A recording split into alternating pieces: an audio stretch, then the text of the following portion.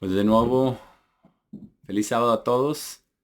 Qué gusto poder estar juntos en esta, sí, una santa convocación. Como ya platicábamos antes, la reunión es una santa convocación, pero también el sábado completo es una santa convocación para estar con Dios el Padre y con nuestro Señor Jesucristo, con ambos en este día. Y así ha sido explicado también, ¿verdad? Por el señor Colter también, que cuando estamos, aunque estemos solos, no estamos solos, porque donde dos o más se reúnan en su nombre, y estaré yo. Y cuando, aunque sea uno, igual con ellos dos, ya son dos o tres, ¿verdad? Vamos a hablar el día de hoy acerca de la preparación para la fiesta de panes sin levadura, en lo particular, después un poquito más cerca de la Pascua, vamos a hablar un poquito más acerca de la Pascua. Pero este mensaje, para los que les gustan los títulos, está titulado Redención, Sinceridad y Verdad. Redención, sinceridad y verdad. Porque tiene que ver con el mensaje de la fiesta de panes sin levadura que viene después de la redención, después de la Pascua. Y vamos a estudiar esto comenzando en Romanos 7. Vamos a Romanos 7 para comenzar. Porque esta es preparación para la fiesta de panes sin levadura que estamos ya muy próximos a celebrar.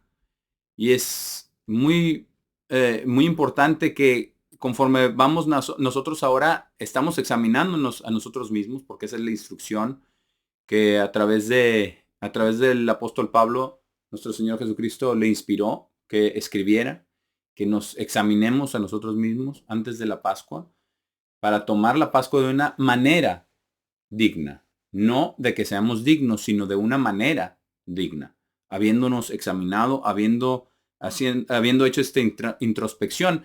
Pero esta introspección y este análisis tiene mucho que ver con el mismo significado de la fiesta de los panes sin levadura, y de sinceridad y de verdad. Y vamos a empezar en Romanos 7, en el versículo 14. Romanos 7, versículo 14. Vamos a ver cómo describe el apóstol Pablo, cómo describe el conflicto que tenemos todos siendo seres humanos. El problema que tenemos con la naturaleza que heredamos de Adán y Eva, de nuestros padres, con la naturaleza humana, con esta ley de pecado y muerte, así la llama el mismo apóstol Pablo en Romanos 8, pero en Romanos 7, versículo 14 lo empieza a explicar antes de decir el nombre, ¿verdad? Y dice en el versículo 14, porque sabemos que la ley es espiritual, pero yo soy carnal, habiendo sido vendido como un esclavo bajo pecado. Y vemos que está en itálica, es como un esclavo, pero así es. Habiendo sido vendido bajo pecado, y así estamos todos antes de hacer ese pacto con Dios, antes del bautismo, somos vendidos bajo pecados, ¿verdad? O vendidos como esclavos bajo pecado, porque no podemos dejar de pecar. Y después dice en el versículo 15, porque lo que estoy ejercitando yo mismo no lo sé, porque lo que no deseo hacer, eso hago. Más aún, lo que odio, eso es lo que hago. Y no sé si ahora en este periodo antes de la Pascua de introspección hemos podido ver algo de esto, cada uno en lo personal. Obviamente estas son cosas muy personales que cada quien debe de ver y de arrepentirse en lo personal delante de Dios. Pero esto nos pasa a todos. Lo que no deseamos hacer, eso hacemos. Y dice, aún lo que odio, eso es lo que hago. Y está este conflicto interno entre nosotros, ¿verdad? Y, y después se explica en el versículo 16, pero si estoy haciendo lo que no deseo hacer, estoy de acuerdo con la ley que es buena. En ningún momento el apóstol Pablo anula la ley. Y nuestro Señor Jesucristo tampoco lo hizo. Él anuló la pena de muerte por quebrantar la ley, pero la ley sigue firme, la ley sigue en pie. Y dice, estoy de acuerdo con la ley que es buena. Versículo 17, así entonces no estoy más ejercitándolo yo mismo, más bien es el pecado que está viviendo dentro de mí. El pecado. Y no dice los pecados, dice el pecado. ¿Y qué es lo que dijo Juan el Bautista cuando vio a nuestro Señor Jesús venir? Dijo, he aquí el Cordero de Dios que quita el pecado del mundo. El pecado. No está hablando en plural, está hablando de este mismo pecado que habla el apóstol Pablo aquí. Que dice el pecado que está viviendo dentro de mí. ¿Cuál es este pecado? Esta es la naturaleza humana. Esta es esta ley de pecado y muerte. Pero vamos a ver cómo estos dos elementos están integrados, pero nuestro Señor Jesucristo pagó por nuestra muerte. Él murió por nosotros. La ley de pecado sigue ahí, pero la consecuencia de la muerte ya no está más cuando cuando nos hemos bautizado, hemos hecho el pacto con ellos a través del bautismo. Pero el pecado, dice el apóstol Pablo, el pecado que está viviendo dentro de mí, todavía, convertido, ¿verdad? Enseñado por Cristo 3 años, ¿verdad? Predicando la palabra. Todo esto, aún dice el pecado que está viviendo dentro de mí, está viviendo dentro de nosotros también. Tenemos que ser sinceros. Aquí viene la parte de sinceridad. Tenemos que ser sinceros con nosotros mismos que el pecado está viviendo dentro de nosotros también porque es nuestra naturaleza. Pero dice en el versículo 18, porque entiendo plenamente que no está viviendo dentro de mí, esto es, dentro de mi ser carnal, por nosotros mismos, dice ningún bien, ningún bien. Lo único bueno dentro de nosotros es lo que Dios ha puesto ahí, lo que Dios nos está enseñando, su palabra, su carácter, su Santo Espíritu. Eso es lo único bueno. Dentro de nosotros, ningún bien, por nosotros. Dice, porque el deseo de hacer el bien está presente dentro de mí y así tenemos todos buenas intenciones y queremos ser buenas personas. Y todas las personas que van a una iglesia o que tienen un credo o que lo creen, sinceramente tienen ese buen deseo. Dice, pero ¿cómo ejercitar eso, lo cual es bueno? No encuentro. ¿Por qué? Porque esta ley nos lleva. Dice, porque el bien que deseo hacer, versículo 19, no estoy haciendo, sino el mal que no deseo hacer, eso estoy haciendo. Y en este periodo de introspección, de examinación, nos estamos dando cuenta de eso. Nos estamos dando cuenta de qué cosas para nosotros son fáciles caer. Y caemos porque a través del Espíritu Santo de Dios, Dios nos va y entre más nos dé de su Espíritu, entre más le pidamos y entre más tengamos de ese Espíritu, Dios nos va a ir mostrando. Nos va a abrir los ojos para ver, mira, aquí es esto. En vez de hacerlo así, lo hubieras podido hacer así. La siguiente vez, hazlo de esta manera. O no hagas esto, haz esto otro. ¿Verdad? Dios nos va a ir guiando. Esa es la verdadera sabiduría. Ser guiados por el Espíritu Santo de Dios, como nuestro Señor Jesucristo lo fue en todo lo que hacía. Entonces, pero lo primero es tenemos que tener esta sinceridad para darnos cuenta que dentro de nosotros, por nosotros mismos, no hay ningún bien, que solamente Dios en nosotros es lo único bueno que tenemos. Pero puede incrementar. No debemos nosotros de entristecernos, ¿verdad? Por ver nuestras faltas o ver que no podemos superar algunas cosas porque él tampoco lo podía superar. Decía, es que lo que no quiero, eso es lo que hago. Pero no es para tribularnos, no es para decepcionarnos, no es para congojarnos, sino es para tener entendimiento de lo que somos y de lo mucho que necesitamos a Dios en nuestra vida, en nuestro corazón, sus leyes, sus mandamientos y su espíritu, para caminar de acuerdo a todos esos mandamientos, a todas esas leyes, tener entendimiento y tener esa sabiduría y que Dios nos lleve por su camino. Por eso él mismo confiesa, ¿verdad? Y es lo que estamos haciendo nosotros ahora el examinarnos. El bien que deseo hacer no estoy haciendo, sino el mal que no deseo hacer. Eso estoy haciendo. Y el versículo 20 dice, pero si hago lo que no deseo hacer, no estoy ejercitándolo más yo, sino el pecado que está viviendo dentro de mí. Pero eso no debemos usarlo como excusa, jamás. Decir, bueno, pues es ni modo, ¿verdad? Así nací yo con pecado, pues ni modo. Lo siento mucho, pero te tocó. No podemos decir eso, no podemos usar esto como excusa. Si lo dice aquí el apóstol Pablo es para que entendamos que estamos luchando contra nuestra propia naturaleza, pero eso nos debe llevar a un deseo de tener la naturaleza de Dios, de tener más del Espíritu Santo de Dios, para dejar de hacerlo y dejar de practicarlo. No vamos a dejar de pecar eso hasta que muramos, eso es una realidad, pero sí dejamos de practicar pecado. Dejamos de desear el pecado, empezamos a odiar el pecado. Ya hablamos acerca de odiar la maldad y eso es lo que tenemos que hacer. Odiar esa maldad, odiar ese pecado. Y por eso dice, consecuentemente, encuentro esta ley en mis miembros, que cuando deseo hacer el bien, el mal está presente conmigo. Es como decir, es parte de mi genética, es parte de mi ADN. El pecar, esta maldad, me sale por los poros. Y esa es la realidad. En una manera o en otra. Todos tenemos diferentes mm, cosas en las que pecamos, diferentes defectos, pero el mal está presente en nosotros.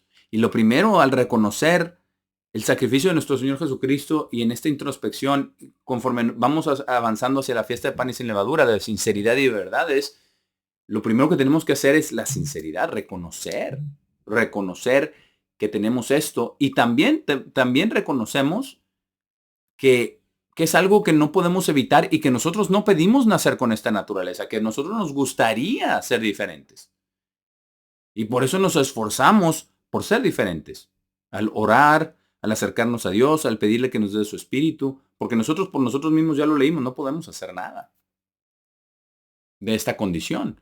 Pero así como esta condición vino involuntariamente y la recibimos involuntariamente de nuestros padres Adán y Eva, también la salvación vino involuntariamente. Nuestro Señor Jesucristo vino y dio su vida por nosotros. Tenemos que aceptarla, obviamente. Tenemos que aceptar su sacrificio. Pero cuando lo aceptamos también, esa salvación también es dada a todo el que se arrepienta, a todo el quien Dios llame y se arrepienta y haga un pacto con Dios. Pero dice aquí en el versículo 21, consecuentemente encuentro esta ley en mis miembros. Cuando deseo hacer el bien, el mal está presente conmigo porque está inherente en mi personalidad, en mi manera de ser como ser humano. Es la naturaleza humana, pero lo que nosotros queremos es la naturaleza divina. Y nos dice, ¿verdad? El 22, porque me deleito en la ley de Dios de acuerdo al hombre interior. Me deleito en la ley de Dios. Me encanta. Yo quisiera tener esa ley escrita en mi corazón, en mi mente, obedecerla todo el tiempo, obedecerla a la perfección, como nuestro Señor Jesucristo, porque Él es nuestro ejemplo. Y Él lo hizo a la perfección. Él se deleitaba en la ley de Dios de acuerdo al hombre interior y por el Espíritu Santo, a través del Espíritu Santo, sin medida a Él, fue capaz de vencer el pecado siempre, toda su vida. Nunca pecó. Pero dice en el versículo 23, pero veo otra ley dentro de mis propios miembros en guerra contra la ley de mi mente, contra la ley de Dios. Dice, llevándome cautivo a la ley de pecado que está dentro de mis propios miembros. O sea, no me puedo zafar, me estoy tratando de zafar, pero no puedo. No puedo. Y su conclusión en el 24, versículo 24 dice, oh, qué hombre miserable soy. ¿Quién me salvará del cuerpo de esta muerte? Y nosotros podemos decir lo mismo. Qué miserables somos. ¿Quién nos salvará del cuerpo de esta muerte? Solamente Dios lo puede hacer. Él lo sabía y lo dice, lo vamos a leer. Pero tenemos primero que darnos cuenta que tenemos esta ley dentro de nosotros. Esta ley de pecado y muerte. Una ley que no podemos dejar de pecar y consecuentemente nos lleva a la muerte. Pero vamos a ver lo que dice el apóstol Pablo aquí en el versículo 25. Dice, doy gracias a Dios por su salvación. ¿Nos salva de qué? De la muerte eterna, no de la muerte física. Doy gracias a Dios por su salvación a través de nuestro Señor Jesucristo. Por causa de esto, por un lado, yo mismo sirvo a la ley de Dios con mi mente, me deleito en la ley de Dios, quiero hacerlo, estoy meditando en ello, pero por otro lado, con la carne, sirvo a la ley del pecado. No quiere seguir haciendo esto, no quiere seguir pecando. Pero vamos a ver acerca de esta ley y vamos a ver qué podemos hacer, qué relación tiene esto con también la fiesta de los panes sin levadura. Vamos a Gálatas 3. Gálatas 3. Desde el versículo 13. Porque aquí se nos explica específicamente la redención de nuestro Señor Jesucristo. Porque todos necesitamos eso. Tenemos primero que reconocerlo y tenemos que ser sinceros con nosotros mismos y reconocer. No, la verdad es que nosotros no tenemos nada bueno en nosotros. Nada. Lo único bueno es el Espíritu Santo de Dios y su palabra. Eso es lo único bueno. Su ejemplo, su enseñanza, nuestra relación con Dios, Todas esas son cosas buenas, pero es lo único bueno es lo que Dios nos ha dado. Pero vamos a leer en Gálatas 3, el versículo 13, correctamente traducido en la versión fiel, dice, Cristo nos ha redimido de la maldición de la ley. No nos ha redimido de cumplir la ley, no nos ha eximiado de cumplir la ley. No, eso no es, sino de la maldición de la ley. La maldición de la ley es muerte, la paga del pecado es muerte. Y todos pecamos y todos tenemos esta naturaleza malvada dentro de nosotros. Pero Él nos ha redimido de la maldición de la ley. En otras versiones no dice así. En otras dice que nos ha librado de la ley. Como dando a explicar que ya no tenemos que cumplirla. Eso es una falsa traducción de personas que quieren creer eso. Pero Él nos ha redimido de la maldición de la ley, habiendo llegado a ser una maldición por nosotros. O sea, en lugar de nosotros morir y ser maldito, dice, porque está escrito, maldito es todo el que cuelga sobre un árbol. Eso lo dijo desde el Antiguo Testamento. Y decían que no lo dejarán, ¿verdad? Su cuerpo sobre la noche si colgaran a alguien en un madero, si es maldito, ¿verdad? Que lo tienen que quitar. Por eso quitaron a nuestro Señor Jesucristo y lo pusieron en la tumba antes de la puesta del sol, antes del primer día de la fiesta de panes sin levadura. Porque dice, maldito es todo el que cuelga sobre un árbol. Él tomó en sí la maldición que era para nosotros.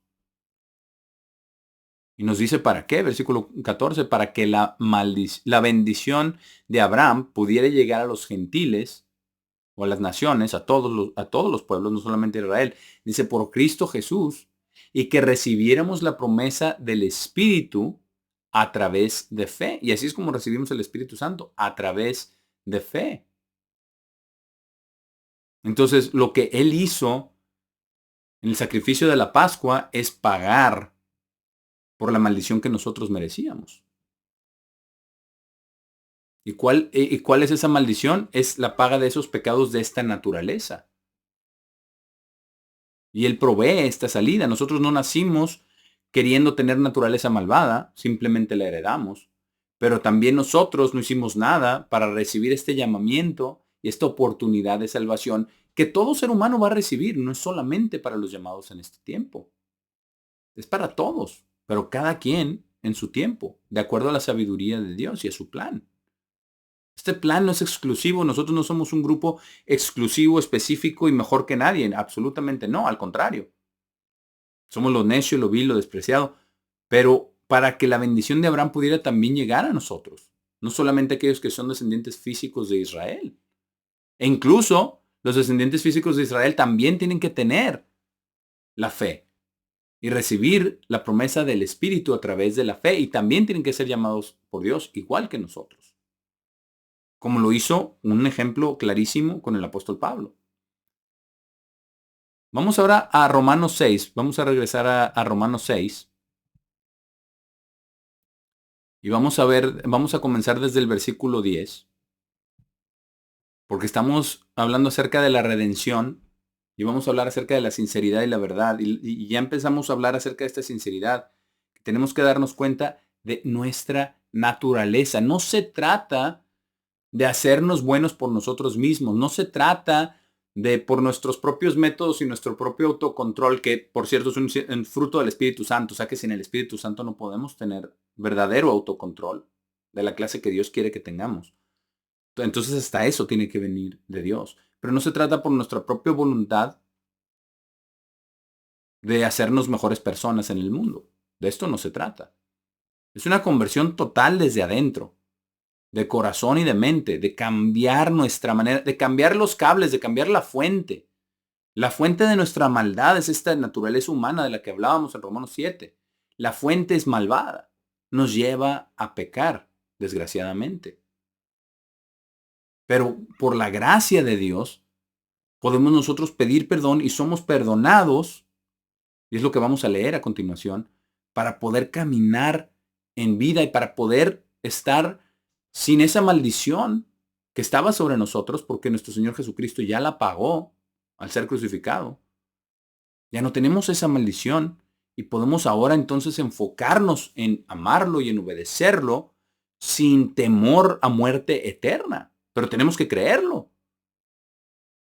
No podemos decir, bueno, pues es que espero que mis acciones no, porque no se trata de eso, no se trata de una lista y si tenemos una lista dividida, ¿verdad? Acciones buenas, acciones malas y que las buenas le ganen a las malas, porque si te pasas por una, ya vas a morir. No, así no es. Sabemos que así no es, pero a veces nos cuesta sacarnos eso de la mente, porque así es la naturaleza humana. Se va a lo físico, se va a lo tangible, se va a lo lógico. Y lo lógico sería, bueno, si esta persona hizo más acciones buenas que malas, merece vivir. Si hizo más malas que buenas, merece morir. Pero esa es una lógica humana. Eso no es de Dios. Pero en Romanos 6, versículo 10, nos dice acerca del sacrificio de nuestro Señor Jesucristo. Dice, porque cuando murió, hablando de Él, dice, murió al pecado una vez por todos. Está dando su vida por el pecado, de nuevo singular. Ya lo leímos, ¿verdad? El pecado que está en mí, el pecado del mundo, que el Cordero de Dios lo quita. Es la naturaleza. No es un pecado en específico, es la raíz. Es de donde sale todo. Él murió al pecado. Por eso Él estuvo en la carne y tenía esta naturaleza como la tenemos todos.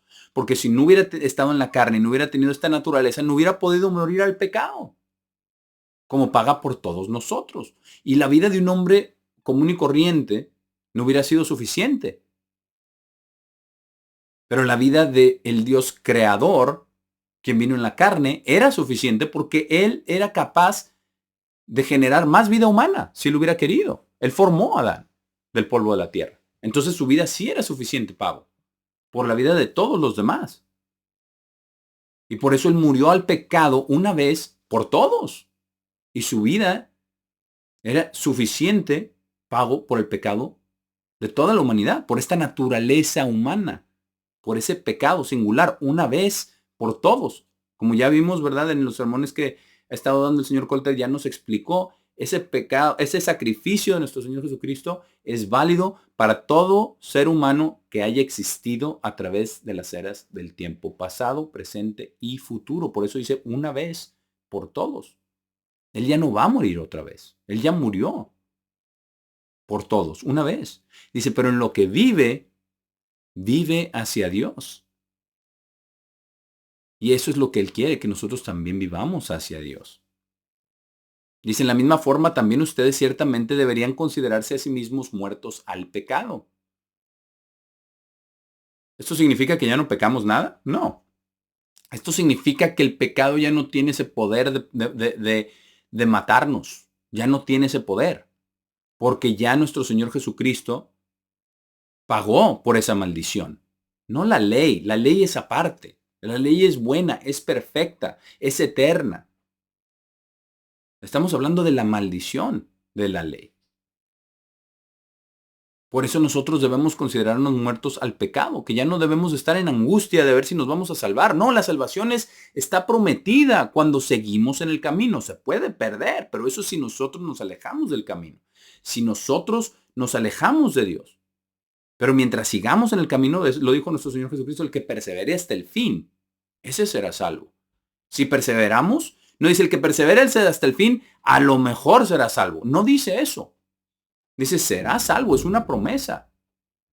Y con esa promesa, con esa seguridad en el amor de nuestro Padre, en el amor de nuestro Salvador, con esa promesa entonces caminamos nosotros como personas vivas, como personas muertas al pecado. El viejo hombre, el pecado ya no tiene dominio sobre mí. Porque si llego a pecar, que sí va a pasar, me voy a arrepentir y Dios me va a perdonar. Esto está prometido por su amor, por su gracia, para la alabanza de su nombre, no para nosotros. Pero somos hombres muertos, dice. Por eso deben considerarse a sí mismos muertos al pecado, pero vivos para Dios. Porque Dios no va a morar donde hay maldad, iniquidad. Por eso a través de la sangre preciosa de nuestro Señor Jesucristo somos justificados delante de nuestro Padre. Dice, a través de Cristo Jesús nuestro Señor. Esto es lo que significa y tenemos algo que hacer. Versículo 12. Por tanto, no dejen que el pecado gobierne. Una cosa es caer en pecado, que vamos a seguir cayendo, desgraciadamente, porque esa naturaleza no ha sido cambiada. Está en proceso de cambio. pero no debemos dejar que gobierne. Dice, en su cuerpo mortal, obedeciéndolo en su lujuria. Tenemos que llegar cada vez con más Espíritu Santo de Dios, con más autocontrol, que es uno de los frutos, y con más fe y con más todos los frutos, ¿verdad? Podemos dejar que el pecado gobierne sobre nosotros, que esa ya no sea nuestra manera de ser. Todos vamos a pecar, pero que ya no gobierne, que ya no sea opresor sobre nosotros, que ya no estemos haciendo solamente lo que aborrecemos, sino que cada vez estemos haciendo más lo que agrada a Dios, que seamos transformados. Pero no viene de nosotros, no viene de nosotros. Porque aquí hay algo bien interesante. Dice en el versículo 12, no dejen que el pecado gobierne en su cuerpo. Nuestra voluntad es, ¿lo permitimos o no lo permitimos? Si lo permitimos, va a gobernar en nuestro cuerpo. Se va a apoderar de nosotros.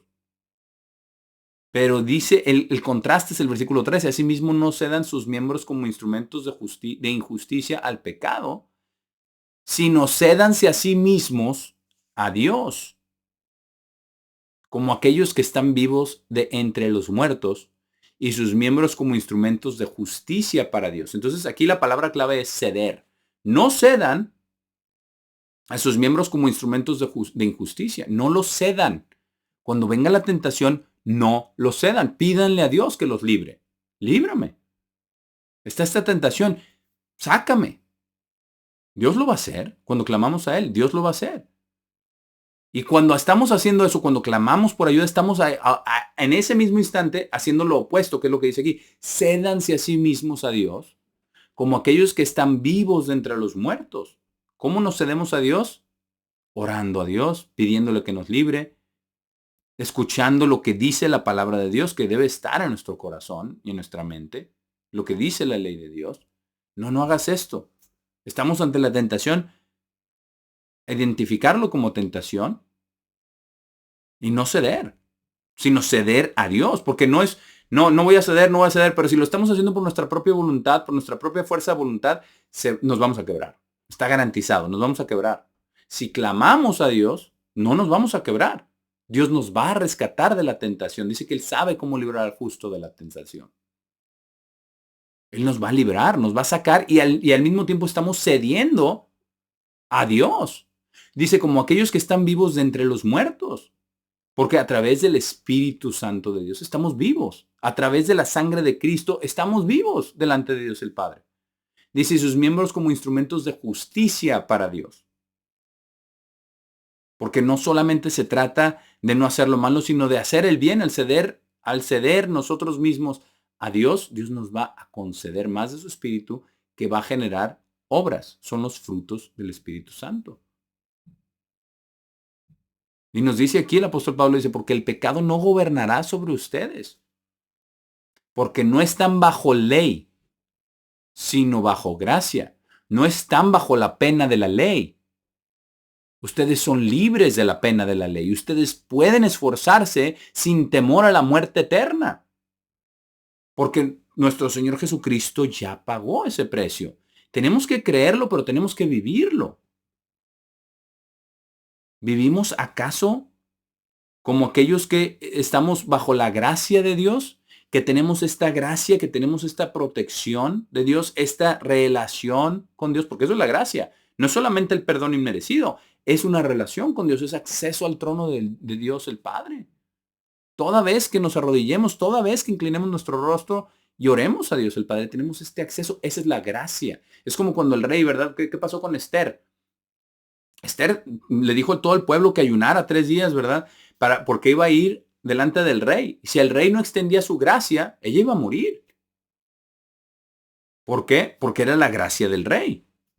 Tenía el rey que darle el visto bueno, aprobar a quien se presentara delante de su presencia. Si no, era muerte. Es exactamente lo mismo con Dios el Padre.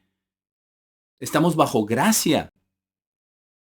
A través del sacrificio de nuestro Señor Jesucristo, nosotros tenemos esa gracia. Dice Dios el Padre nos tiene misericordia y tenemos aprobación delante de Él para venir delante de Él y no morir. Eso es lo que es la gracia, es toda esta relación, esta aprobación de venir delante de Él, de tener, no solamente de venir delante de Él, sino que Él nos escucha, de que Él nos ama, de que nos ve como ve a su Hijo Jesucristo.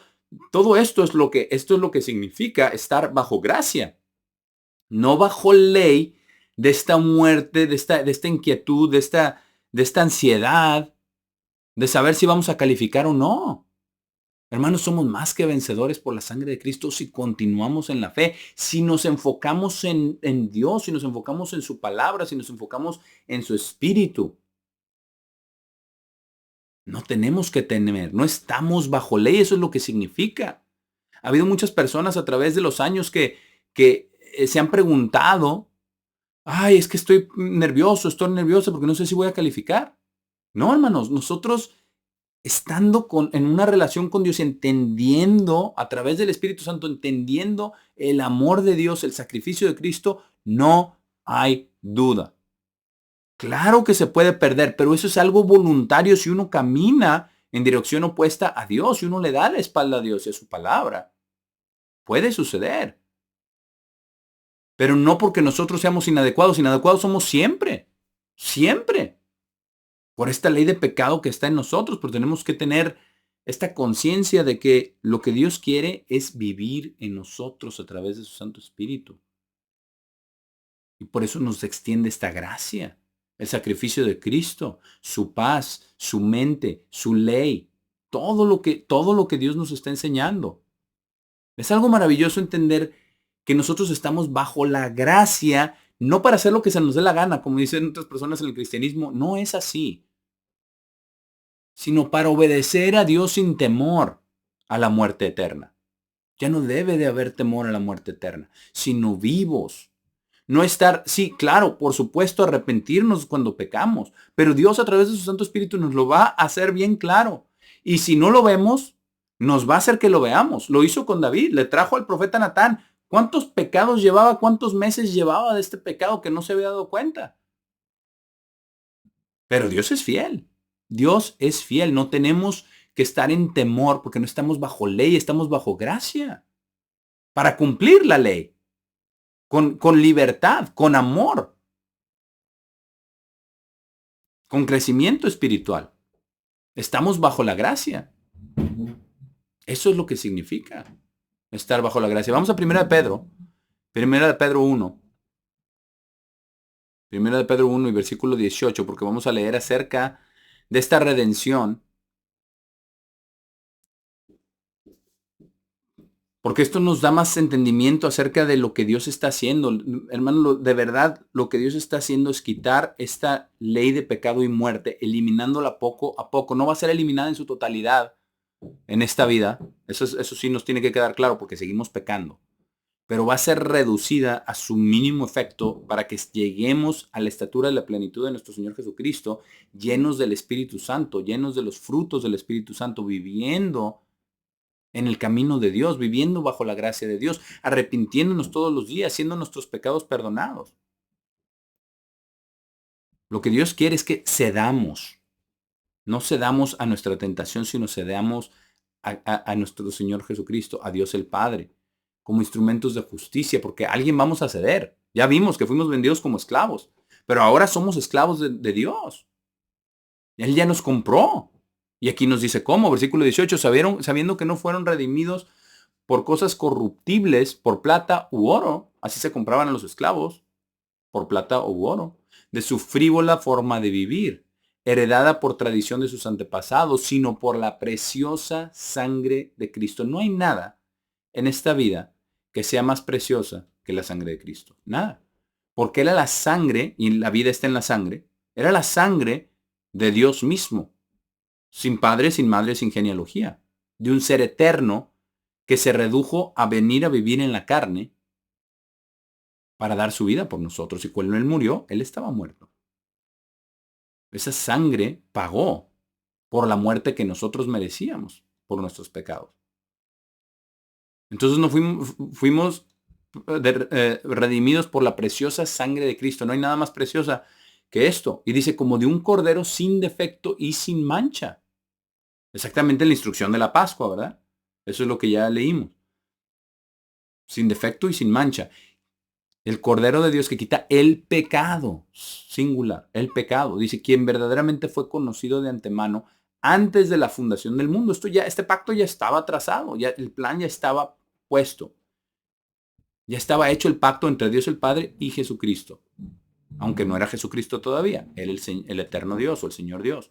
Y dice, pero fue manifestado en estos últimos tiempos por amor a ustedes. Dice, incluso por ustedes, quienes a través de Él creen en Dios, a través de Cristo creen en Dios el Padre, quien lo levantó de los muertos y le dio gloria. Quien lo levantó de los muertos y le dio gloria, para que su fe y esperanza pudieran estar en Dios. Vamos brevemente, vamos a volver aquí, solamente vamos a Juan 10, de versículo 17. Simplemente para corroborar lo que acabamos de leer, que Dios le dio vida a Jesucristo, lo resucitó de entre los muertos. Aquí nuestro Señor Jesucristo dice en Juan 10, en el versículo 17, y no sé cómo diga en su versión, pero la versión fiel es la única que yo he encontrado que lo está traducido correctamente. Dice, por cuenta de esto, el Padre me ama, porque yo pongo mi vida para que la pueda recibir de regreso otra vez. No tomar, en otras versiones dice tomar. Dice, nadie me la quita, versículo 18. Yo la pongo de mí mismo, Él la entregó.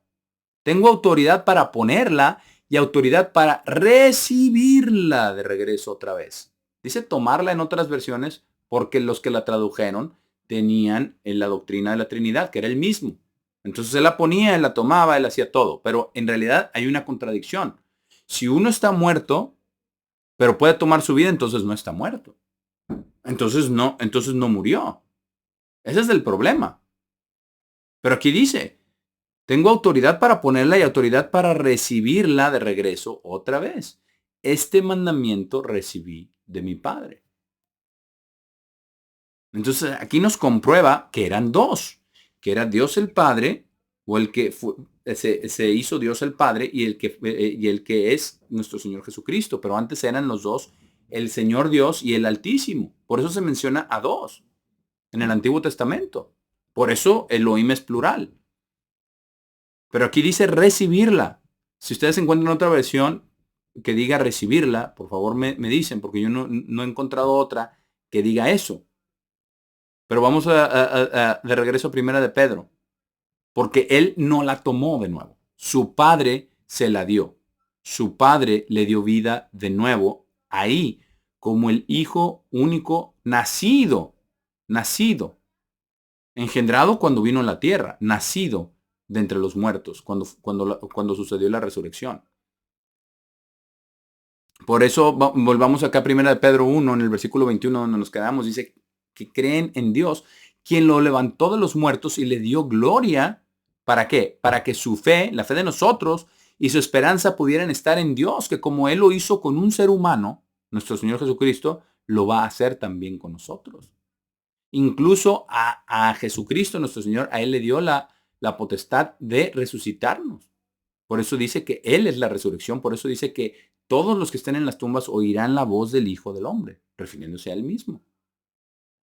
Para que nuestra fe y nuestra esperanza puedan estar en Dios el Padre. Dice, habiendo purificado sus vidas en obediencia a la verdad. ¿Quién es la verdad? Nuestro Señor Jesucristo dice, yo soy la verdad. En el Salmo 119 dice, todos tus mandamientos son verdad. Los mandamientos y nuestro Señor Jesucristo son la verdad. Y esa es la obediencia a la verdad. Habiendo purificado sus vidas en obediencia a la verdad. Así es como nos va purificando nuestras vidas a través de esa ley. Recuerdan en el Romanos 7, ¿verdad? Me deleito en el hombre interior conforme a la ley de Dios, a la verdad, obediencia a la verdad, hacia el amor fraternal sincero. Ahí está la sinceridad. Y parte de esa sinceridad es reconocer la maldad que está dentro de nosotros, nuestra naturaleza, y pedir perdón con sinceridad, unos a otros, si nos ofendemos. Tener este amor fraternal sincero. Si tenemos algo contra alguien, tenemos que ir y decírselo. Eso es lo que dice Lucas 17. Siempre vamos a Mateo 18, pero primero está Lucas 17. Si tu hermano peca contra ti, Ve y repréndelo. Y si se arrepiente, perdónalo. Y si viene contra ti 7 veces en el día, perdónalo. Y de ahí yo creo que Pedro tomó, ¿verdad? ¿Y cuántas veces perdonaría a mi hermano? ¿Hasta 7? No, hasta 70 veces 7. Hay que seguirlo haciendo. ¿Por qué? 70 veces 7. Porque esta naturaleza sigue en nosotros. La naturaleza, la ley de pecado y muerte sigue en nosotros. No se va, no se va. Pero el arrepentimiento debe seguir en nosotros también. El amor fraternal sincero, sin ningún motivo alterno, sincero, a través del Espíritu. Porque eso es lo que nos une. Lo que nos une a todos los que estamos aquí reunidos es el Espíritu Santo de Dios. Es el mismo Espíritu. Por eso podemos hablar de las cosas de Dios, de la palabra de Dios, porque tenemos el mismo Espíritu para entender las mismas cosas. Y dice, a través del Espíritu, ámense uno al otro fervientemente con un corazón puro. Esto es lo que Dios espera. Esto es lo que Dios espera. Versículo 23, porque ustedes han sido engendrados de nuevo. Dice, no de semilla corruptible, no físicamente, sino de semilla incorruptible. El Espíritu Santo de Dios es incorruptible. Incorruptible. Nosotros no podemos corromper el Espíritu Santo de Dios. Puede decrecer en nosotros si vamos en contra de Dios. Pero es incorruptible, dice, por la palabra viva de Dios, la cual permanece para siempre. Porque es nuestro Señor Jesucristo quien les dijo a sus discípulos, qué bueno que me voy, porque si voy, enviaré el Consolador. Ese es el Espíritu Santo de Dios. Esa es la semilla incorruptible. Entonces, por eso es a través de la palabra viva de Dios que permanece para siempre, porque el reinado de Dios será para toda la eternidad. Vamos a Colosenses 1. Colosenses 1.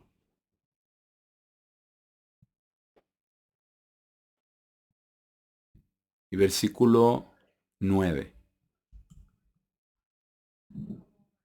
Porque aquí el apóstol Pablo nos exhorta a buenas obras y nos exhorta a hacer estas cosas que son la expresión de esta conversión. Versículo 9 dice, por esta causa nosotros también desde el día que oímos de eso no cesamos de orar por ustedes. Y así debemos nosotros, como hemos estado haciendo, orar unos por otros. Dice, pedir que puedan ser llenos con el conocimiento de su voluntad. ¿Cómo vamos a conocer su voluntad? A través de su Espíritu Santo. Si se lo pedimos y le pedimos que seamos llenos del conocimiento de su voluntad. Señor, guíame, muéstrame, enséñame. Esa es la sabiduría, es paso a paso, es un caminar con Dios. Es morar con Dios. Eso es lo que Dios espera de todos nosotros, que caminemos con Él. En libertad, porque no estamos bajo la pena de muerte, no estamos bajo la ley, estamos bajo la gracia, para cumplir la ley, que es maravillosa y es perfecta, para cumplirla, no para rechazarla, no para negarla, porque esa es su voluntad. Y esta es la voluntad, ¿verdad? La voluntad de Dios es que conozcamos a Dios el Padre, la voluntad es que guardemos sus mandamientos. Pero ¿cómo? ¿Cómo guardamos los mandamientos? Necesitamos entendimiento y necesitamos sabiduría. Por eso dice aquí, que puedan ser llenos con el conocimiento de su voluntad en toda sabiduría y entendimiento espiritual. Sabiduría, ser guiados por Dios, entendimiento, cómo funciona todo. Dice que puedan caminar dignamente del Señor, versículo 10. Hacia todo lo agradable, siendo fructíferos, frutos del Espíritu Santo, en toda buena obra, el amor, el gozo, la paz, la longanimidad, la bondad, la amabilidad. Todos estos son, siendo fructíferos, es en los frutos del Espíritu Santo, porque ya leímos en Romanos que dentro de mí no hay ningún bien. Y esa es la realidad de nosotros también. Pero podemos, a través de la oración, a través de nuestra relación con Dios, de pedirle a Dios, porque estamos bajo esa gracia, que seamos llenos del conocimiento de su voluntad, en toda sabiduría, caminando con Dios y entendimiento espiritual, que podamos caminar dignamente del Señor hacia todo lo agradable, siendo fructíferos en toda buena obra, porque en eso resulta, y creciendo en el conocimiento de Dios. Porque entre más lo conocemos, más lo amamos. Entre más lo amamos, más lo vamos a obedecer y más de su Espíritu nos va a dar. Vamos a ser más uno con Dios, que es el propósito. Siendo fortalecidos con todo poder. ¿Qué es el Espíritu Santo? El poder de Dios. De acuerdo al poder de su gloria, el Espíritu Santo.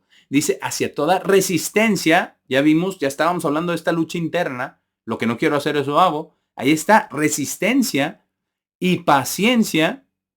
Tercer fruto del Espíritu Santo, con gozo. Segundo fruto del Espíritu Santo, dando gracias al Padre, quien nos ha hecho calificados para la participación de la herencia de los santos en la luz. Así es de que no tengamos arrogancia en nosotros diciendo, es que no sé si voy a calificar. Ahí estamos nosotros poniéndonos más arriba que Dios. Si Dios ya nos ha hecho calificados, ¿quiénes somos nosotros para negarlo? Más bien regocijémonos, aceptémoslo, seamos agradecidos y esforcémonos en oración por agradarlo, en amor, en gozo y en paciencia y resistencia, como ya leímos. Nos ha hecho calificados para la participación de la herencia de los santos en la luz. Quien nos ha rescatado personalmente del poder de la oscuridad. ¿Cuál es ese? El pecado, nuestra naturaleza. Esa es la oscuridad y nos ha transferido al reino del Hijo de su amor. ¿Cómo nos ha transferido? En nuestra mente. Es lo que decía el apóstol Pablo. Me deleito en mi mente de la ley de Dios. Todas las leyes de Dios son parte del reino de Dios.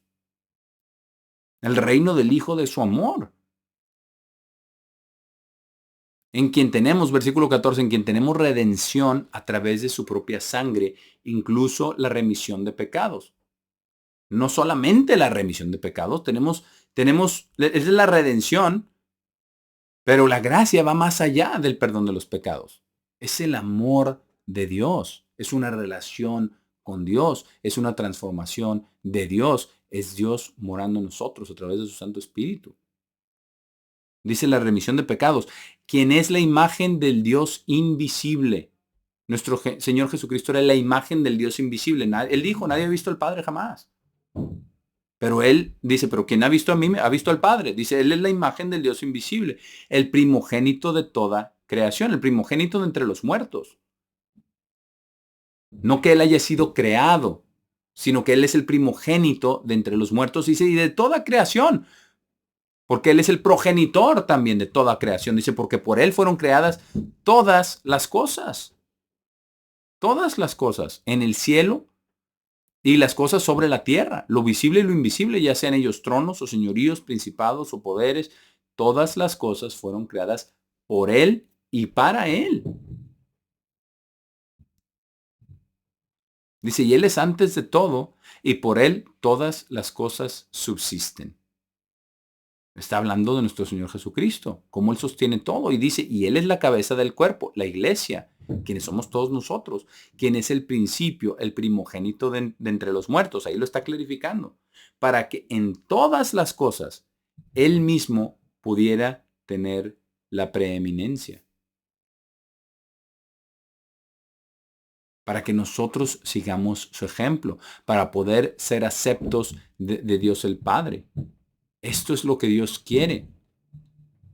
Vamos ahora a 1 Corintios 5, leer acerca de la fiesta de panes sin levadura que ya se aproxima y que estamos ya empezando a sacar la levadura de nuestros hogares y también empezando a analizarnos para sacar la levadura de nuestro corazón, el pecado de nuestros corazones, no que nosotros podamos, sino que Dios nos enseñe y que cedamos a Dios para que Él lo haga. 1 Corintios 5, versículo 6. Porque ya sabemos acerca de los primeros 5 versículos que había inmoralidad sexual, que uno tenía la esposa de su padre y estaban inflados, llenos de levadura, llenos de pecado, que lo aceptaban, se hacían de la vista gorda, como decimos, como si no hubiera pasado nada. Pero les dice, no deben ustedes permitir tal cosa. Y dice en el versículo 6, su gloriarse no es bueno. ¿No saben que un poco de levadura leuda la masa entera? Un poco de pecado, un poco de arrogancia. Dice, por tanto, purguen la vieja levadura. ¿Qué es esta levadura? Es esa naturaleza, esa ley de pecado. Eso es la vieja levadura. Porque ya estamos nosotros muertos al pecado. Dice, para que puedan convertirse en una masa nueva, incluso como están sin levadura. Porque Cristo vive en nosotros a través de su Santo Espíritu. Dice, porque Cristo, nuestra Pascua, fue sacrificado por nosotros. como Él ya pagó por ese precio.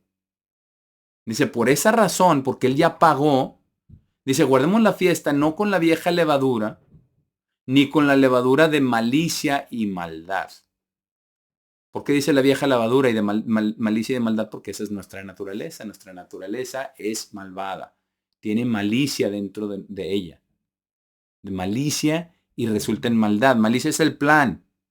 Malicia es la tentación. Malicia es no solo la tentación, sino el pensamiento de pecado, la lujuria, que resulta en pecado, y la maldad es la acción.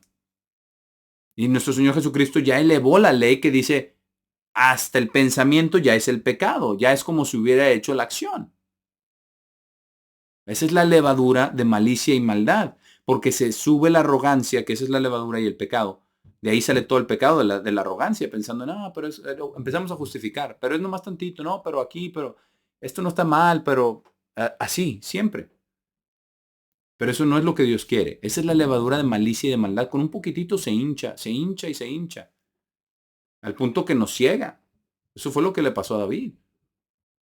Dice, sino con el pan sin levadura de sinceridad y verdad.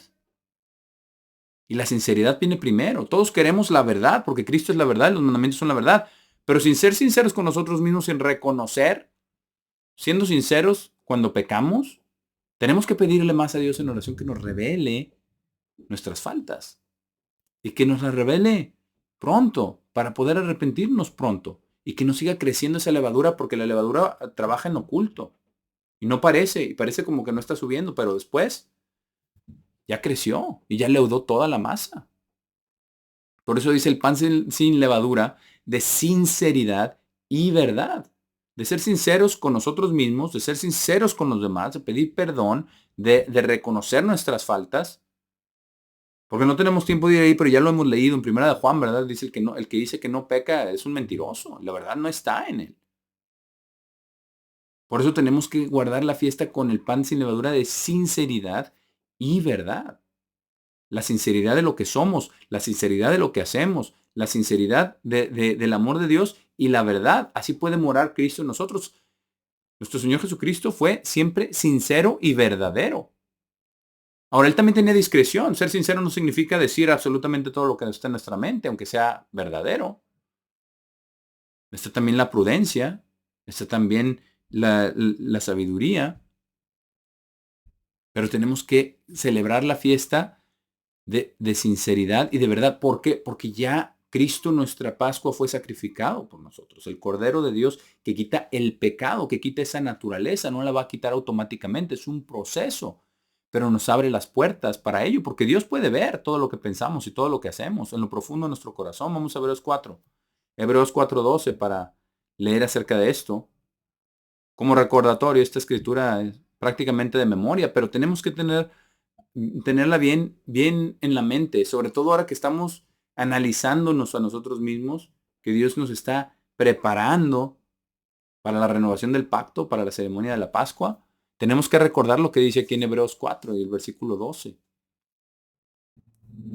donde dice, porque la palabra de Dios es viva y poderosa, más afilada que cualquier espada de dos filos, penetrando incluso a los pedazos divididos de alma y espíritu, de coyunturas y médula, y es capaz de discernir los pensamientos e intenciones, no solamente el pensamiento, sino la intención. ¿De dónde vino ese pensamiento?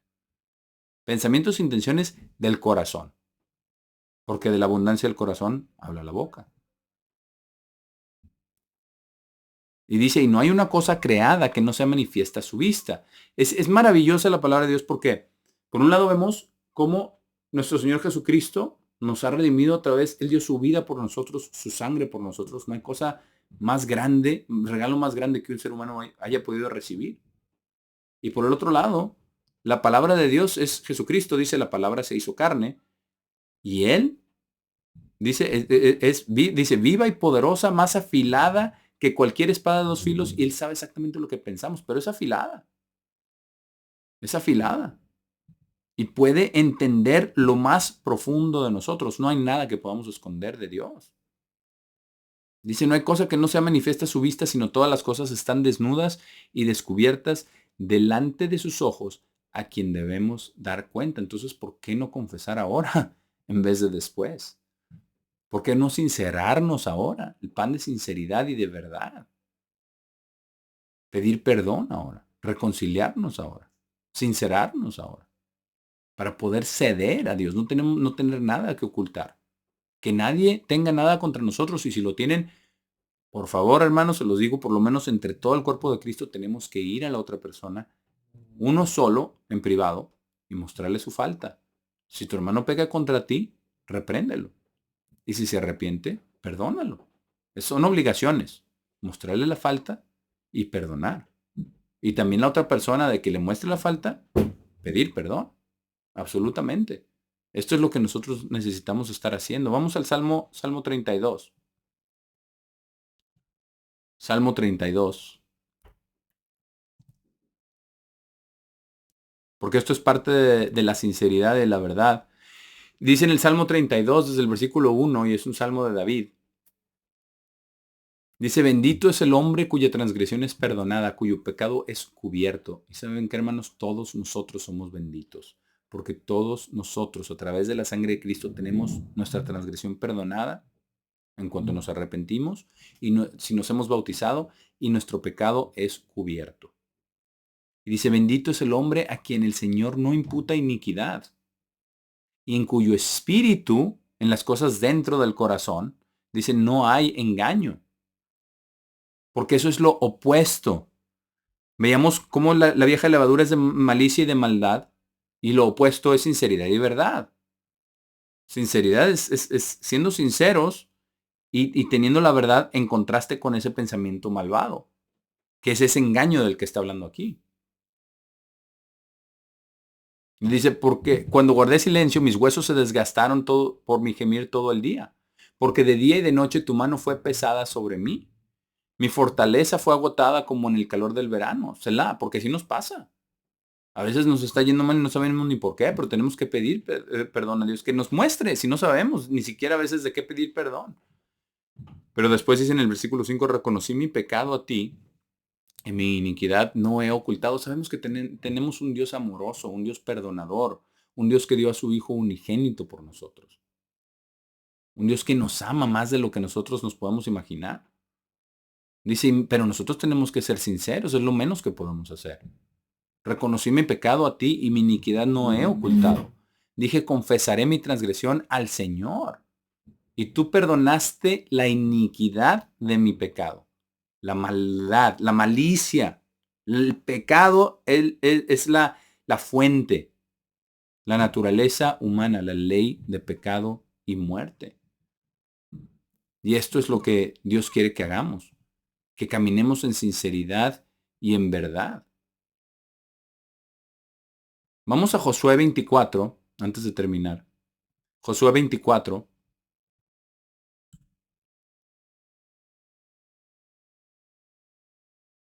Vamos a ver qué fue lo que le dijo Josué al pueblo de Israel cuando él ya estaba cerca de su muerte y ya había visto todas las cosas, ¿verdad? Todas las cosas que había hecho Dios por ellos y ya los había introducido en la tierra prometida y les dice, ¿verdad?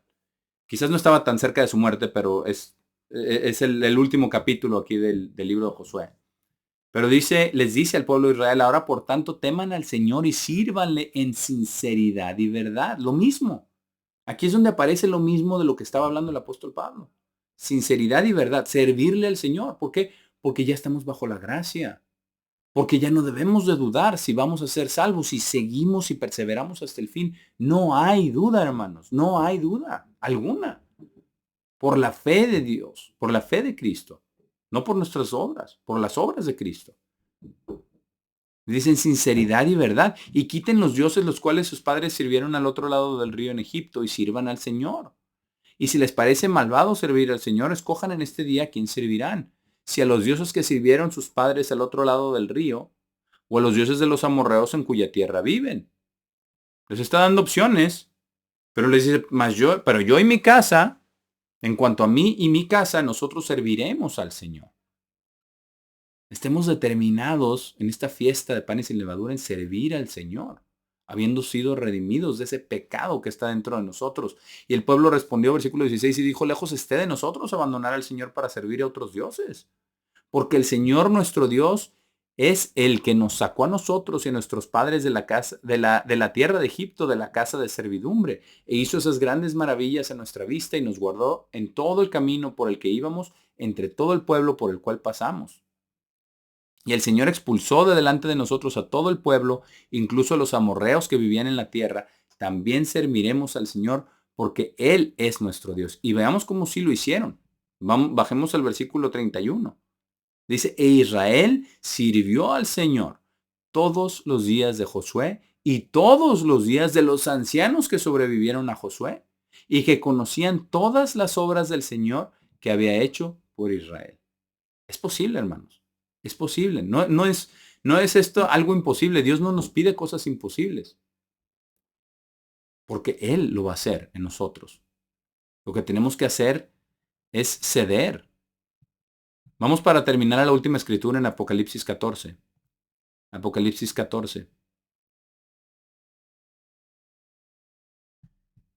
Y vamos a ver el final de lo que vio en esta visión el apóstol Juan. En el versículo 1, y dice, y miré y vi al Cordero de pie sobre el monte Sión, a nuestro Señor Jesucristo, el Cordero de Dios que quita el pecado del mundo, para que podamos tener sinceridad y verdad, el pan sin levadura que es Él mismo. Todo vuelve a nuestro Señor Jesucristo, todo vuelve a Dios el Padre a través de su Hijo. Dice, y miré al Cordero de pie sobre el monte Sión, y con él 144,000 teniendo el nombre de su Padre escrito sobre sus frentes, porque somos de Él, a través de ese Espíritu Santo que tenemos en nosotros. Dice, entonces se oyó una voz desde el cielo, como el sonido de muchas aguas, y como el sonido de un gran trueno, y oí el sonido de los tocadores de lira tocando sus liras. Y ellos estaban cantando un nuevo canto delante del trono, y delante de las 4 criaturas vivientes y de los ancianos, y nadie era capaz de aprender el canto, excepto los 144,000, quienes fueron redimidos de la tierra. ¿Quiénes son ellos? Dice versículo 4, estos son aquellos que no fueron profanados con mujeres, porque son vírgenes. Son aquellos que siguen al Cordero donde quiera que Él va. Fueron comprados de entre los hombres como primeros frutos. Aquí se da la definición de quiénes son primeros frutos, fiesta de Pentecostés, primeros frutos para Dios y para el Cordero. Aquí está muy claro quiénes son. Y dice cómo son, versículo 5, y ningún engaño fue encontrado en sus bocas, porque son inocentes delante del trono de Dios, bajo gracia. Esta es la redención, la sinceridad y la verdad.